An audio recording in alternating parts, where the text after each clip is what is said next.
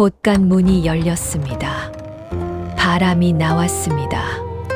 텅 빈 공간에서만 나오는 차갑고 공허한 바람이었습니다. 쌀 한 톨 없었습니다. 먼지조차 눈치를 보며 가라앉아 있었습니다. 쥐 한 마리가 기웃거리다 발길을 돌렸다는 말이 있을 정도였으니 더 말해 무엇하겠습니까? 이것이 청산 이씨 가문의 현실이었습니다. 여러분, 여기서 잠깐 여러분께 묻겠습니다. 이 빈 곳간 앞에 서 계십니다. 손 안에 딱 하나, 쌀 한 줌만 남아 있습니다. 손바닥에 고봉으로 담아도 흘러내리는 그 작은 한 줌. 여러분은 어떻게 하시겠습니까? 밥을 지어 드시겠습니까? 그럼 오늘 저녁 한 끼는 해결이 됩니다. 그리고 내일은 다시 빈 곳간입니다. 아니면 다른 생각을 하시겠습니까? 오늘 이야기의 주인공 오기는 달랐습니다. 24 아무것도 없는 자리에서 아무도 알아주지 않는 곳에서 그 한 줌으로 무너진 가문 전체를 다시 세웠습니다. 어떻게 했는지 끝까지 함께 들어주십시오. 잠시 인연을 고아옵니다. 야담 여사와의 이 만남, 구독과 좋아요로 정을 남겨주시옵소서. 가을이 깊어지면 하늘은 먼저 알아챕니다. 풀벌레 울음이 멎고 논두렁에 남은 볏짚 단이 바람에 쓰러지고 그제야 사람들은 깨닫습니다. 아, 올해도 겨울이 오는구나. 올해도 버텨야 하는구나. 경상도 어느 작은 마을, 나지막한 토담을 두른 기와집 한 채가 있었습니다. 기와집이라 했으나 그것은 옛 이름일 뿐이었습니다. 처마 끝 기와장이 반쯤 내려앉아 있었고 그 틈으로 가을비가 새어들 때면 방 안에는 이끼 냄새가 피어났습니다. 대청마루의 나무는 사가 발을 디딜 때마다 신음하듯 삐걱거렸습니다. 마당 한켠 장독대에는 깨진 항아리 그 개가 흉물스럽게 남아 있었습니다. 채워야 할 것들이 비어 있고 고쳐야 할 것들이 그대로인 집이었습니다. 이 집의 이름은 청산이 씨 가문. 한때는 고을에서 이름 꽤나 날리던 집안이었습니다. 조부 때까지만 해도 사랑채의 선비들이 드나들고 곳간에는 쌀가마니가 지붕까지 쌓였다 했습니다. 제사 때면 동네 사람들이 줄을 섰고 명절이면 대문 앞이 북적였다 했습니다. 그러나 그것은 예시약이었습니다. 예시약이란 언제나 현실보다 따스한 법이지요. 이 집의 가장인 이 진사는 60을 간 넘긴 노인이었습니다. 진사라는 호칭도 이미 빛이 발했습니다. 과거에 급제한 것이 30년도 더 전 일이었고 그 뒤로 관직 한 자리 얻지 못한 채 세월만 보냈습니다. 논밭을 팔았습니다. 하나씩 하나씩. 급한 일이 생길 때마다 체면을 세워야 할 때마다 그렇게 기둥이 빠져나가듯 재산이 빠져나갔습니다. 그러나 노인은 체면을 버리지 못했습니다. 아니, 체면만이 그에게 남은 유일한 재산이었는지도 모릅니다. 저녁 무렵 노인은 사랑방 문을 닫고 홀로 앉아 있었습니다. 방 안에는 호롱불 하나만이 가물거렸습니다. 기름이 떨어져 가는 심지가 이따금 바르르 떨렸고 그때마다 노인의 얼굴에 드리운 그림자도 함께 흔들렸습니다. 바깥에서 바람이 불어왔습니다. 노인은 갓을 고쳐 쓰지도 않은 채 빈 찻잔만 내려다보았습니다. 찻잔 안에는 물조차 없었습니다. 이윽고 헛기침 소리가 났습니다. 크지도 작지도 않은 딱 체면치레가 될 만한 크기의 헛기침이었습니다. 아무도 듣지 않아도 내는 습관처럼 몸에 밴 그 소리. 마치 스스로에게 말하는 것 같았습니다. 나는 아직 괜찮다. 나는 아직 이 집의 어른이다. 라고. 안채에서는 다른 이가 밤을 보내고 있었습니다. 며느리 옥이었습니다. 24 가녀린 손목에 동백기름도 바르지 못한 채 살림을 꾸려온 지 3년이었습니다. 이 집에 시집 올 때 친정어머니가 귓속말로 일렀다 합니다. 이씨 가문은 쇠락했어도 이름은 있는 집이다. 내가 잘 버티면 된다. 그 말이 위로였는지 경고였는지 오기는 아직도 가끔 헤아려 보곤 했습니다. 남편은 한양에 가 있었습니다. 공부를 한다고 했습니다. 떠난 지 6달이 지났고 편지 한 통이 왔습니다. 잘 있다. 더 기다려라. 5 글자였습니다. 오기는 그 편지를 아직 간직하고 있었습니다. 가을밤은 깊어갔습니다. 부엌 아궁이에 마지막 나뭇가지 하나를 밀어넣고 오기는 불이 사그라드는 것을 오래 바라보았습니다. 불씨가 꺼지면 내일 아침은 냉방에서 일어나야 할 것이었습니다. 이불은 얇았고 창호지는 군데군데 뚫려 있었습니다.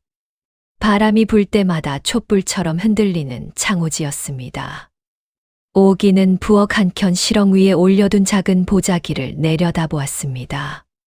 그 안에는 쌀이 있었습니다. 한 줌이었습니다.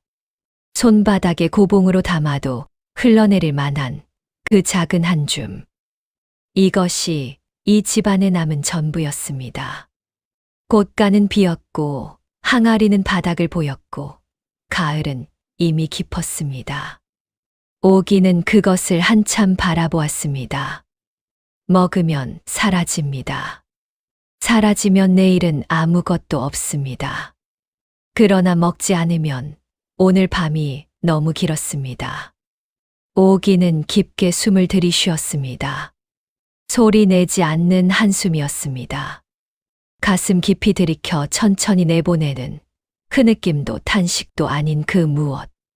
보는 사람이 있었다면 알았을 것입니다.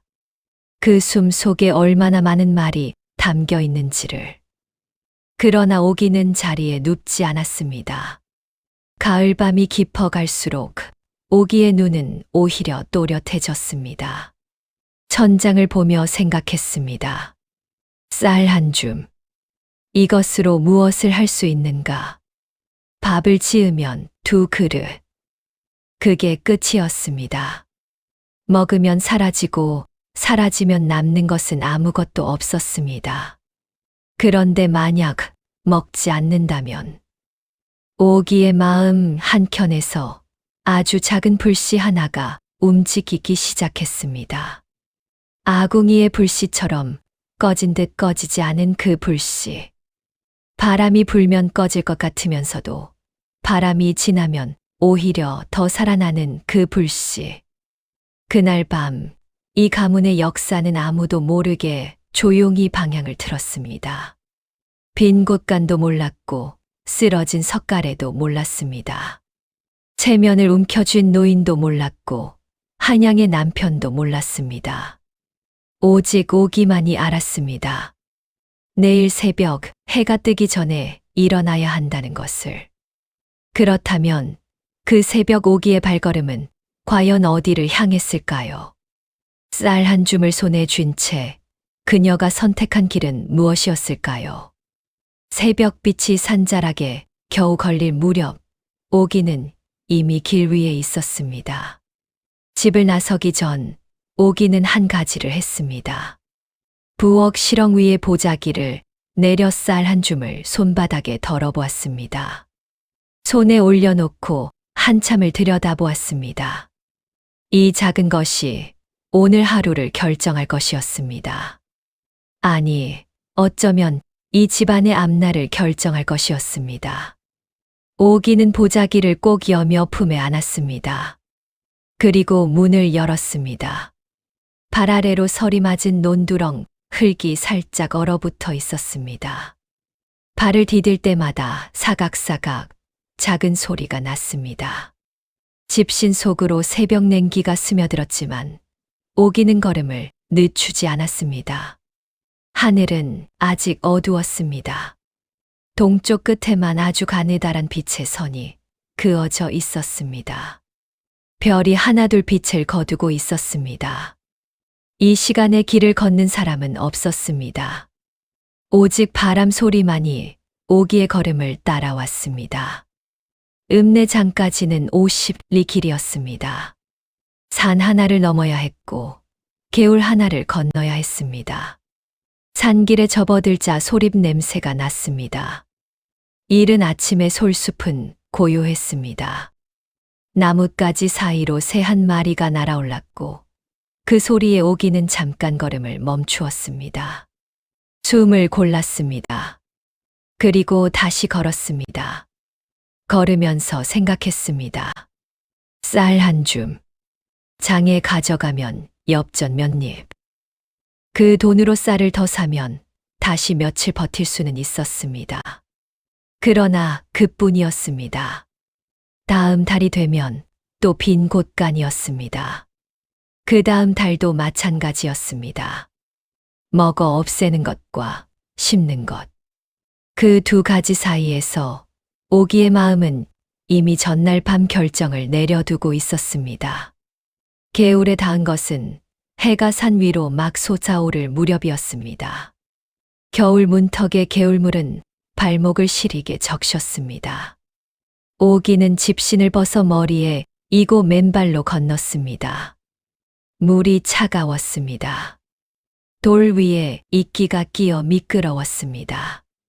한 번 중심을 잡지 못하고 무릎이 물에 닿을 뻔했지만 품 안에 보자기만은 높이 들어 올렸습니다. 개울을 건너고 나서 오기는 잠시 멈추었습니다. 젖은 발에 집신을 도로 꿰며 하늘을 올려다보았습니다. 동쪽 하늘이 붉게 물들어 오고 있었습니다. 산 위로 해가 한 뼘만큼 솟아올랐고 그 빛이 개울물 위에서 반짝였습니다. 아름다웠습니다. 그 아름다움이 서럽지 않다면 거짓말이었지만 오기는 오래 바라보지 않았습니다. 길을 계속 걸었습니다. 읍내장이 보이기 시작한 것은 해가 중천에 오를 무렵이었습니다. 장날이었습니다. 5일장의 아침은 소란스러웠습니다. 멀리서부터 사람 소리, 짐승 소리, 물건 두드리는 소리가 뒤엉켜 파도처럼 밀려왔습니다. 생선 비린내와 삶은 약초 냄새, 소가죽 냄새가 한데 섞였습니다. 안악들이 광주리를 이고 지나쳤고 상인들이 목청을 높여 손님을 불렀습니다. 아이 하나가 엿을 손에 쥐고 어미를 찾아 울고 있었습니다. 오기는 그 안으로 걸어 들어갔습니다. 서두르지 않았습니다. 좌판 사이를 천천히 걸었습니다. 팔고 있는 것들을 보았습니다. 무와 배추, 고추, 참깨, 들기름, 그리고 씨앗들. 봄에 심을 씨앗들이 작은 주머니에 담겨 늘어서 있었습니다. 오기의 발이 한 자리에 멈추었습니다. 씨앗 장수 앞이었습니다. 굵직한 손마디를 가진 50대의 장수였습니다. 이른 아침부터 자리를 지키고 있었지만 손님이 없었습니다. 가을 끝에 씨앗을 사는 사람은 많지 않았습니다. 장수는 심심한 듯 손톱을 들여다보다가 앞에 선 오기를 올려다보았습니다. 오기는 보자기를 조심스럽게 풀었습니다. 쌀이 햇빛 아래에 드러났습니다. 한 줌, 더도 덜도 아닌 한 줌. 장수는 눈을 가늘게 뜨고 내려다보았습니다. 이게 다냐는 눈빛이었습니다. 오기가 천천히 입을 열었습니다. 이 쌀은 배를 채울 것이 아닙니다. 마음을 채울 씨앗과 바꾸고 싶습니다. 장수는 잠시 말이 없었습니다. 여자가 쌀 한 줌을 들고 씨앗과 바꾸겠다고 하는 일은 흔치 않았습니다. 더구나 그 얼굴이 굶은 기색이 역력한데도 쌀로 밥을 짓겠다 않고 씨앗을 찾으니 장수는 무언가를 읽으려는 듯 오기의 눈을 보았습니다. 오기의 눈은 흔들리지 않았습니다. 장수는 한참 만에 천천히 고개를 끄덕였습니다. 그리고 씨앗 주머니 하나를 내밀었습니다. 피 맞아 씨앗이었습니다. 오기는 두 손으로 씨앗 주머니를 받아들었습니다. 가볍고 단단했습니다. 손에 쥐면 딱딱한 알갱이들이 서로 부딪혀 작은 소리를 냈습니다. 쌀보다 가벼웠습니다. 그러나 오기의 손에는 쌀보다 무겁게 느껴졌습니다. 피마자로 기름을 짤 수 있었습니다. 기름은 장에서 팔 수 있었습니다. 팔면 돈이 되었습니다. 돈은 다시 씨앗이 될 수 있었습니다. 그 순환을 머릿속에서 가만히 그려나가는 동안 오기의 눈에 빛이 조금씩 차올랐습니다. 그러나 오기의 발은 그냥 돌아서지 않았습니다. 장을 한 바퀴 더 돌았습니다. 눈으로 보고 귀로 들었습니다. 무엇이 귀하고 무엇이 남아도는지를 가늠했습니다. 기름이 귀했습니다. 잠시 값이 오르고 있었습니다. 삼배는 늘 모자랐습니다. 상인들끼리 나누는 말들을 스쳐들으며 오기는 하나씩 마음속에 새겨두었습니다. 장바닥은 이야기로 가득했습니다. 누군가는 그 이야기를 그냥 흘려보냈습니다. 그러나 오기에게 그 이야기들은 전부 씨앗이었습니다. 심으면 자라는 씨앗. 집으로 돌아오는 50리 길은 아침보다 가벼웠습니다. 손에 쥔 것은 쌀보다 가벼운 씨앗 주머니 하나뿐이었습니다. 그러나 가슴 안에 담긴 것은 달랐습니다. 해가 서산으로 기울고 산 그림자가 논둑 위로 길게 들이울 무렵에야 오기는 집에 닿았습니다. 발이 부어 있었습니다. 집 신속이 젖어 있었습니다. 무릎이 욱신거렸습니다. 그러나 오기는 먼저 부엌으로 갔습니다. 집에 남은 묵은 나물을 꺼내 된장 한 숟갈을 넣고 끓였습니다. 쌀밥은 없었습니다. 그러나 따뜻한 것은 있었습니다. 시아버지 상을 먼저 드렸습니다. 그리고 오기는 부엌 바닥에 앉아 남은 국물로 저녁을 때웠습니다. 씨앗 주머니는 시렁 위에 올려두었습니다. 쌀이 있던 자리였습니다. 그날 밤 오기는 일찍 자리에 누웠습니다. 내일 새벽에는 텃밭 귀퉁이를 일구어야 했습니다. 땅이 얼기 전에 씨앗을 묻을 자리를 만들어 두어야 했습니다. 봄이 오면 바로 심을 수 있도록. 눈을 감으며 오기는 한 가지를 생각했습니다. 쌀 한 줌은 두 그릇의 밥이었습니다. 그러나 씨앗 한 줌은 아직 오지 않은 봄이었습니다. 그 봄이 오기까지 오기 앞에는 아직 넘어야 할 것들이 남아 있었습니다. 그 중 하나는 오기가 예상하지 못한 곳에서 왔습니다. 장바닥에 힘센 자, 고함 소리, 그리고 억지. 봄이 오고 씨앗은 땅을 밀었습니다. 오기가 손수 일군 텃밭 귀퉁이에 피 맞아 싹이 올라왔을 때 고을에는 이미 다른 소문이 돌고 있었습니다. 청산 이씨 집 며느리가 장사를 한다고. 과부 살림도 아닌데 여자가 장에 드나든다고. 배운 것도 없는 것이 무슨 장사냐고. 오기는 소문을 들었습니다. 들어도 아무 말을 하지 않았습니다. 장에는 계속 나갔습니다. 피 맞아 기름이 나오기 시작하면서 오기의 거래는 조금씩 규모가 커졌습니다. 기름을 짜서 장에 내다 팔고 그 돈으로 삼씨를 샀습니다. 삼씨를 심어 삼을 키우고 삼을 팔아 면포를 샀습니다. 면포는 오기의 손을 거쳐 배로 바뀌었고 그 배는 가을장에서 2배 값을 받았습니다. 허투루 쓰는 돈이 없었습니다. 끼니는 줄였습니다. 옷은 기우고 또 기웠습니다. 그러나 씨앗 값에는 아끼지 않았습니다.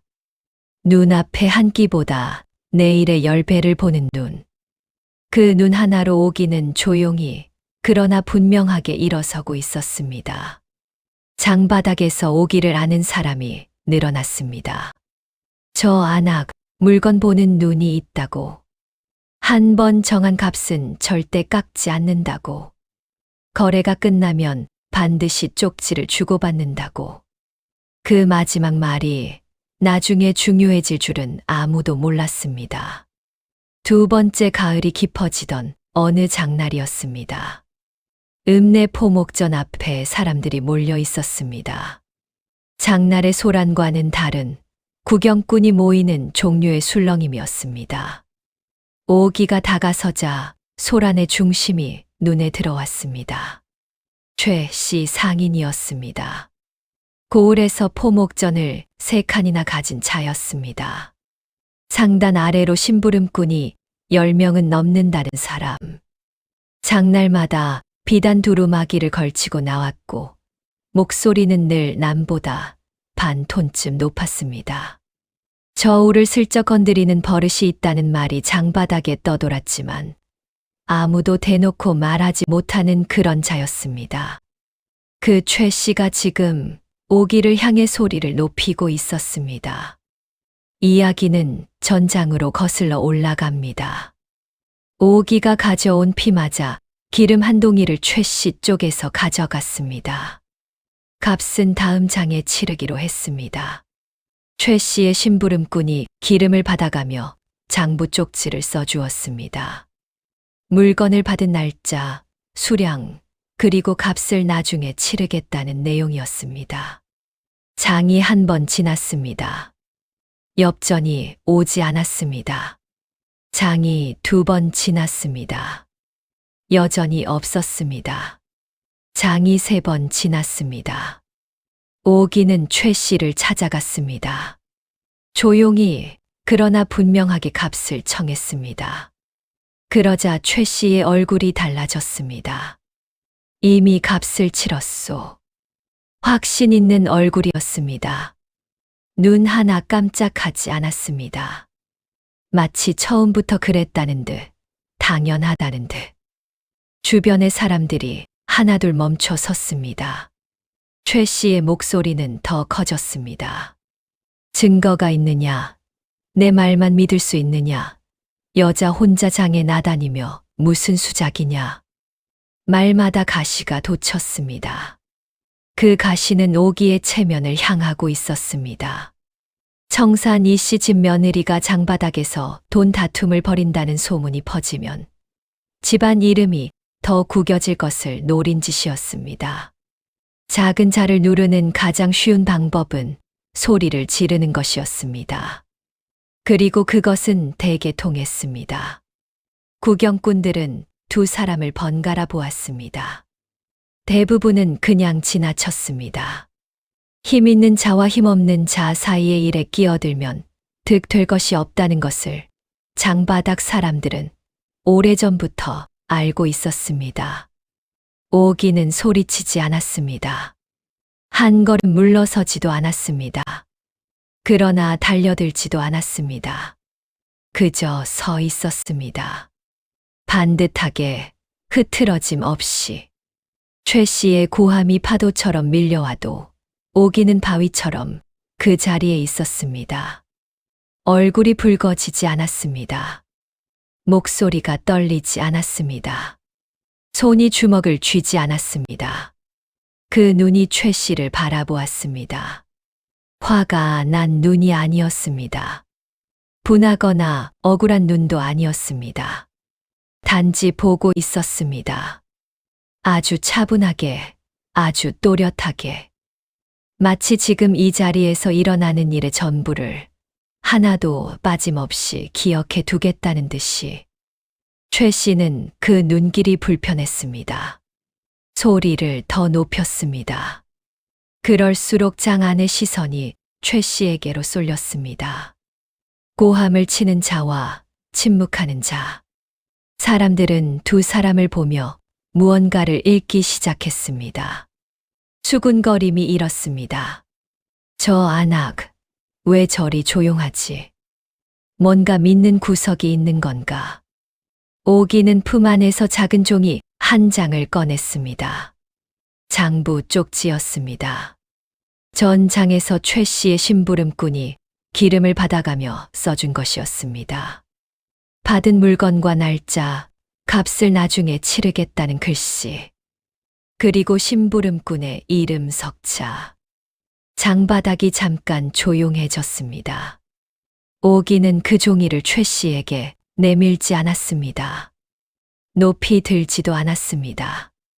그냥 손에 쥔 채 주변을 조용히 한번 돌아보았습니다.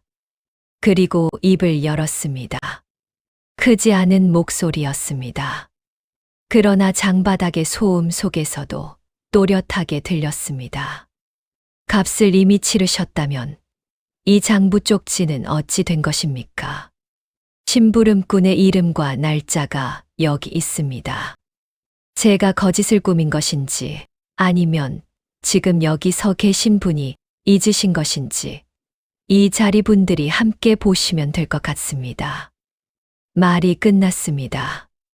장바닥이 멈추었습니다. 최 씨의 얼굴이 굳었습니다. 장부 쪽지의 존재를 몰랐던 것이었습니다.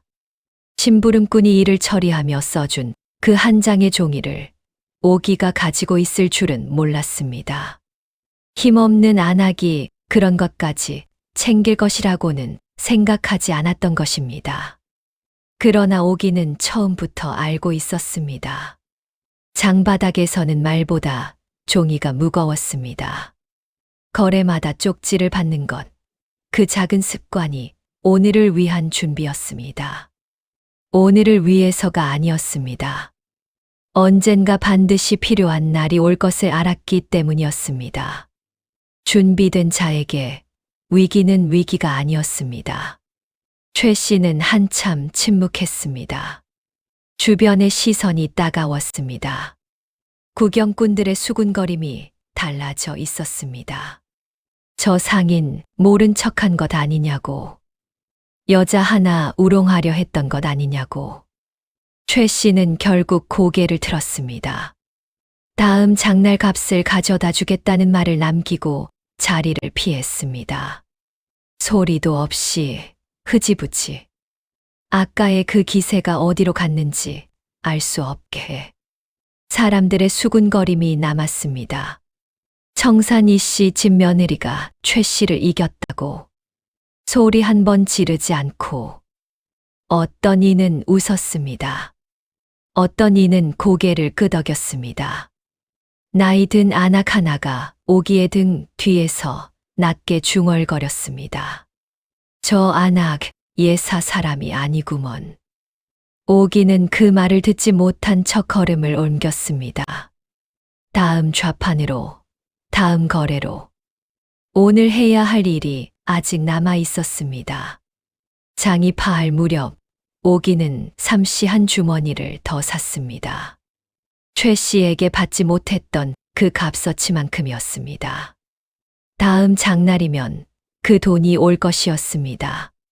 그리고 그 돈은 또 다른 씨앗이 될 것이었습니다. 오기는 짐을 고쳐 이었습니다. 집으로 돌아가는 50리 길. 해가 서쪽으로 기울기 시작했습니다. 그날 장바닥에서 일어난 일은 며칠 사이에 고을 전체에 퍼졌습니다. 청산이 씨 집이 달라지고 있다고. 며느리 하나가 집안을 일으키고 있다고. 그 소문이 이 씨 가문의 사랑방까지 닿는 데는 그리 오랜 시간이 걸리지 않았습니다. 이 진사는 그 소문을 들으며 한동안 아무 말도 하지 않았습니다. 빈 찻잔을 내려다보았습니다. 그리고 처음으로 며느리 방 쪽을 돌아보았습니다. 봄이 또 오고 있었습니다. 오기의 텃밭에는 삼이 자라고 있었습니다. 피마자 기름 냄새가 부엌에서 났습니다. 곳간에는 아직 넉넉하지 않았지만 바닥을 보이지는 않았습니다. 작은 것들이 쌓이고 있었습니다. 아무도 모르게 조용히. 그 쌓임이 어느 날 터져 나올 봄을 향해 오기는 오늘도 걷고 있었습니다. 봄이 3번 왔습니다. 첫 번째 봄에는 텃밭에 피마자가 자랐습니다. 두 번째 봄에는 뒤뜰에 삼이 무릎 높이까지 올라왔습니다. 세 번째 봄에는 집 앞 묵은 논에 물이 들어왔습니다. 논에 물이 들어온 날, 동네 사람들이 고개를 내밀었습니다. 3년 동안 황무지처럼 버려져 있던 그 논이었습니다.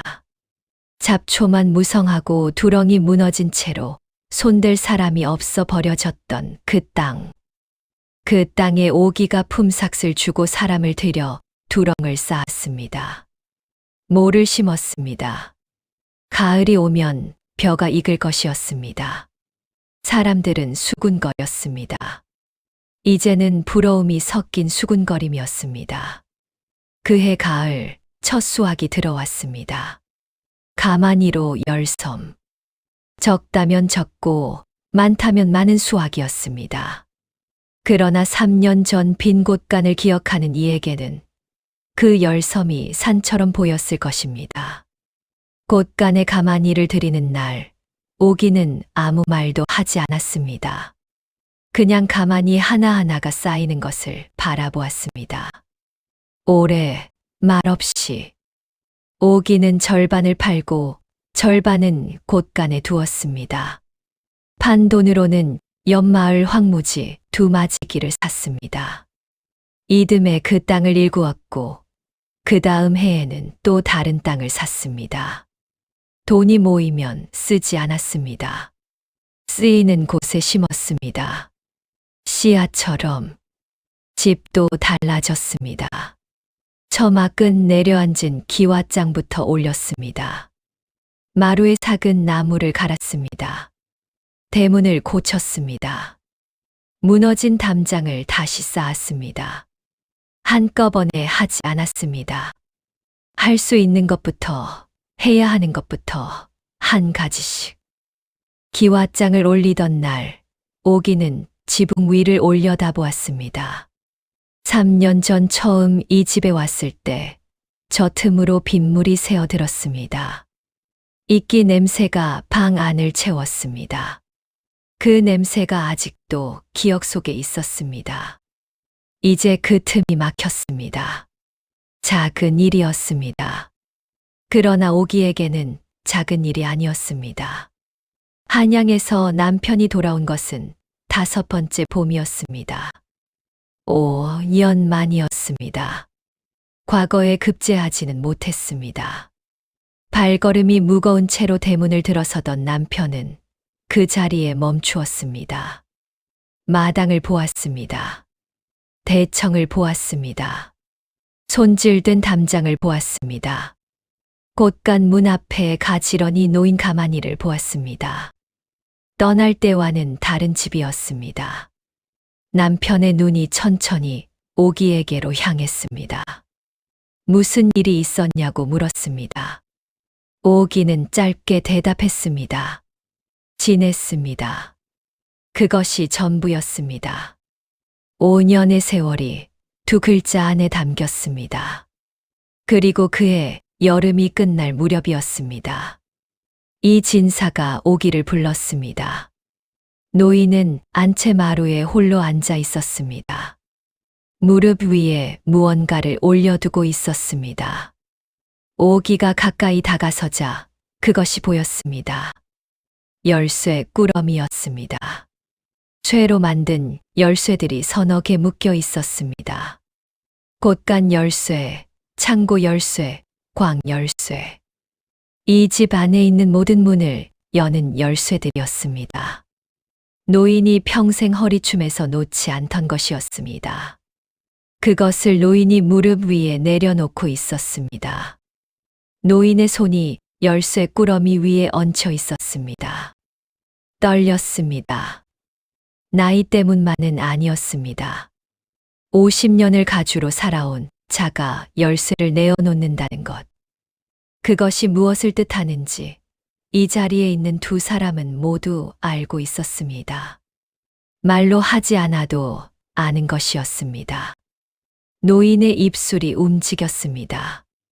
무언가를 말하려 했습니다. 그러나 말이 나오지 않았습니다. 평생 체면을 무기로 살아온 사람이 처음으로 그 체면을 내려놓는 순간이었습니다. 노인은 떨리는 손으로 열쇠 꾸러미를 들어 오기에게 내밀었습니다. 오기가 두 손으로 받아들었습니다. 철컹. 열쇠들이 부딪혀 소리를 냈습니다. 묵직하고 단단한 소리였습니다. 그 소리가 마루 위에 잠시 머물렀다가 여름 바람에 실려 사라졌습니다. 오기는 열쇠를 손에 쥔 채 고개를 깊이 숙였습니다. 부족한 며느리를 믿어주셔서 감사합니다. 노인은 아무 말도 하지 않았습니다. 다만 고개를 천천히 돌려 마당을 바라보았습니다. 손질된 담장, 새로 올린 기왓장, 꽃간 앞에 가지런한 가마니들. 노인의 눈가에 무언가가 맺혔다가 소리 없이 사라졌습니다. 대문을 열면 천평대지의 보리 이삭이 파도치는 소리가 들렸습니다. 바람이 불 때마다 보리밭 위로 물결이 일었습니다. 초록빛 파도가 땅 위를 굽이쳤습니다. 발두럭 너머 논에는 모가 심겨 있었고 그 너머로는 산밭이 이어졌습니다. 그리고 담장 아래 목단 한 그루가 꽃을 피우고 있었습니다. 붉고 탐스러운 꽃이었습니다. 언제 심었는지 기억도 나지 않는 나무였습니다. 아무도 거들떠보지 않던 시절에도 그 자리에 있었고 아무도 물을 주지 않아도 봄이면 저 혼자 폈습니다. 기다릴 줄 아는 나무였습니다. 그 이후 청산 이씨 가문의 곳간에는 다시 쥐가 드나들기 시작했습니다. 먹을 것이 생겼기 때문이었습니다. 쌀독에는 쌀이 넘쳤고 항아리에는 장이 익었습니다. 가을이면 감이 붉게 달리고 봄이면 목단이 폈습니다. 대문 앞 수양버들이 여름이면 그늘을 드리웠고 그 그늘 아래서 아이들 웃음소리가 났습니다. 가문이 일어섰습니다. 쌀 한 줌에서 시작된 일이었습니다. 오기는 오래 살았습니다. 73이 되던 해봄, 목단꽃이 막 피어나던 날 조용히 눈을 감았습니다. 손자들이 그 마지막을 곁에서 지켰습니다. 곁에서 지켜본 맞손자가 훗날 이렇게 전했다 합니다. 할머니는 마지막까지 편안하셨다고, 꽃을 보시며 가셨다고, 유언이랄 것이 없었습니다. 다만 며칠 전 맞손자를 조용히 불러 이런 말을 남겼다 전해집니다. 먹을 것이 없거든 먹어 없앨 생각을 말고 심을 생각을 하여라. 가진 것이 작을수록 그것을 더 오래 보아라. 그 말이 후손들 사이에 오래 전해졌습니다. 저는 지금 이 이야기를 마무리하면서 잠시 멈추게 됩니다. 오기가 특별한 재주를 가졌던 것은 아니었습니다. 대단한 배경이 있었던 것도 아니었습니다. 권세 있는 친정이 뒤를 봐준 것도 아니었습니다. 그저 손 하나, 마음 하나였습니다. 그리고 쌀 한 줌이었습니다. 여러분 생각해 보십시오. 우리가 살아온 날들을, 아무것도 없던 시절을, 빈손으로 시작했던 그 날들을, 그 시절을 버텨온 분들이 지금 이 이야기를 듣고 계십니다. 오기의 이야기가 먼 옛날 이야기처럼 들리십니까? 아마 그렇지 않으실 것입니다. 우리 모두 어느 순간 빈 곳간 앞에 서게 됩니다. 아무것도 없다는 느낌, 어디서부터 시작해야 할지 모르는 막막함, 곁에 아무도 없다는 서늘한 고요함. 그 자리에서 사람은 두 갈래 길 앞에 섭니다. 하나는 없음을 탓하는 길입니다. 왜 이렇게 되었는가? 누구 때문인가? 내가 이럴 사람인가? 그 물음들이 틀린 것은 아닙니다. 억울한 것도 당연합니다.